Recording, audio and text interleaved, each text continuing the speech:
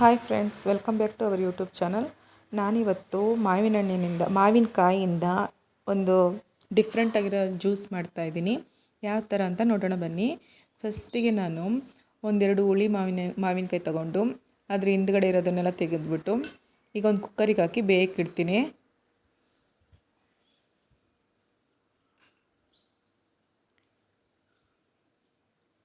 ಅದಕ್ಕೆ ನಾವು ಎಷ್ಟು ಜ್ಯೂಸ್ ಮಾಡ್ತೀವೋ ಅಷ್ಟು ನೀರು ಹಾಕಿ ಸ್ವಲ್ಪ ಉಪ್ಪು ಹಾಕಿಡಬೇಕು. ಒಂದೆರಡು ವಿಸಲಿಗೆ ಇಡ್ತೀನಿ ನಾನಿವಾಗ.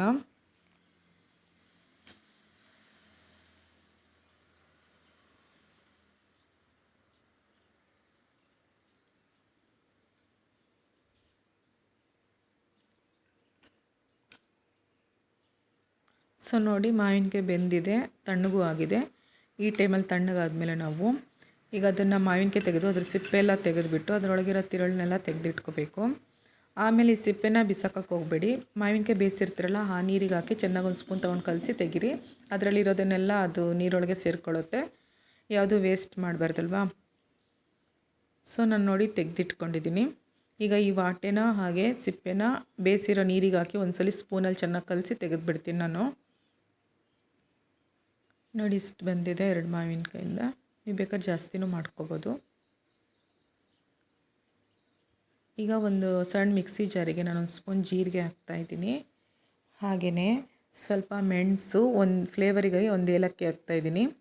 ಹಾಗೆಯೇ ಸ್ವಲ್ಪ ಶುಂಠಿ ಹೆಚ್ಚಿ ಹಾಕ್ತಾಯಿದ್ದೀನಿ. ಸ್ವಲ್ಪ ಪುದೀನ ಹಾಕೋದ್ರಿಂದ ಫ್ಲೇವರ್ ಚೆನ್ನಾಗಿರುತ್ತೆ. ಸೊ ಈಗ ಮಾವಿನಕಾಯಿ ಬೇಯಿಸಿರೋದ್ರಿಂದ ತೆಗೆದಿರ್ತೀವಲ್ಲ, ಅದನ್ನೆಲ್ಲ ಹಾಕ್ಕೊಂಡು ನಿಮಗೆ ಎಷ್ಟು ಸ್ವೀಟ್ ಬೇಕೋ ಅಷ್ಟು ಸಕ್ಕರೆ ಹಾಕ್ಕೋಬೇಕು. ಇಲ್ಲ ನಿಮಗೆ ಬೆಲ್ಲ ಇಷ್ಟ ಅಂದರೆ ಬೆಲ್ಲನೂ ಹಾಕ್ಕೋಬೋದು. ಸೊ ನೀರು ಹಾಕ್ದಲ್ಲೇ ನಾನು ಇವಾಗ ಅದನ್ನು ಪೇಸ್ಟ್ ಮಾಡ್ಕೊತೀನಿ.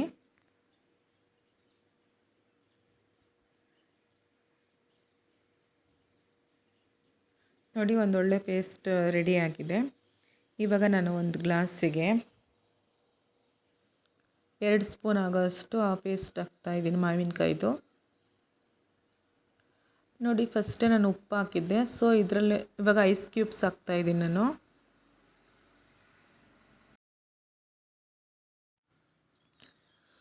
ನೋಡಿ, ಐಸ್ ಕ್ಯೂಬ್ಸ್ ಹಾಕಿಸಿ ಹಾಗೆ ನಾನು ಮಾವಿನಕಾಯಿ ಬೇಯಿಸಿರ್ತೀನಲ್ಲ, ಆ ನೀರನ್ನೇ ಹಾಕ್ತಾಯಿದ್ದೀನಿ. ಅದರಲ್ಲೇ ಸಕ್ಕರೆ ಮಸಾಲೆ ಎಲ್ಲ ಇರುತ್ತಲ್ವ. ಸೊ ಡ್ರಿಂಕ್ ರೆಡಿ ಆಯಿತು.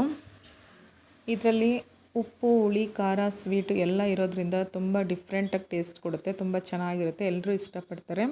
ಬೇಸಿಗೆಯಲ್ಲಿ ಮಾವಿನಕಾಯಿ ಸೀಸನಲ್ಲಿ ಮಕ್ಕಳಿಗೆ ಈ ಥರ ಮಾಡಿಕೊಡಿ, ತುಂಬ ಇಷ್ಟಪಟ್ಟು ಕುಡಿತಾರೆ.